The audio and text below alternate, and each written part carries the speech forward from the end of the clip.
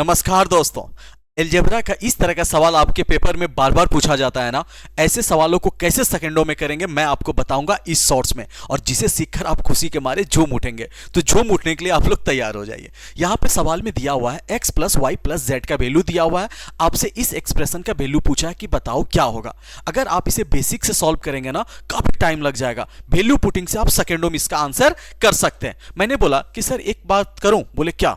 अगर मैं x का वैल्यू 2 ले लूं, y का वैल्यू -1 ले लूं, z का वैल्यू -1 ले लूं, तो ये सेटिस्फाई हो रहा है ना? बोले हाँ सर सेटिस्फाई हो रहा है। अगर मैंने x का वैल्यू 2 ले लिया, y का वैल्यू -1 ले लिया और z का वैल्यू मैंने -1 ले लिया, तीनों को जोड़ेंगे तो 0 के बराबर। अगर मैं 0 0 0 लेता तो डिनोमिनेटर में 0 बन जाता। और कभी भी याद रखिएगा, वैल्यू पुटिंग में डिनोमिनेटर में कभी 0 नहीं बनना चाहिए, चाहे वो अलजेब्रा का सवाल हो चाहे वो ट्रिग्नोमेट्री का सवाल हो। इस बात का ध्यान रखिएगा। बस आप यहां पुट कर दीजिए, x के जगह पे 2, x स्क्वायर मतलब 2 का स्क्वायर 4 हो जाएगा, 2 इंटू वाई इंटू जेड, ये क्या हो जाएगा +1 के बराबर हो जाएगा। उसके बाद वाई स्क्वायर -1 का स्क्वायर 1 हो जाएगा, 2 इंटू में x into Z, x into में z, ये क्या हो जाएगा भैया -2 हो जाएगा, प्लस में 1 अपॉन में 2 इंटू में y इंटू जेड, ये क्या हो जाएगा -2 के बराबर हो जाएगा।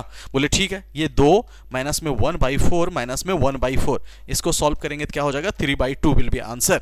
Option D will be answer. है ना मजेदार? तो इसी तरीके से इस सवाल का आंसर करके प्यार से आप लोग कमेंट बॉक्स में बताइए। धन्यवाद।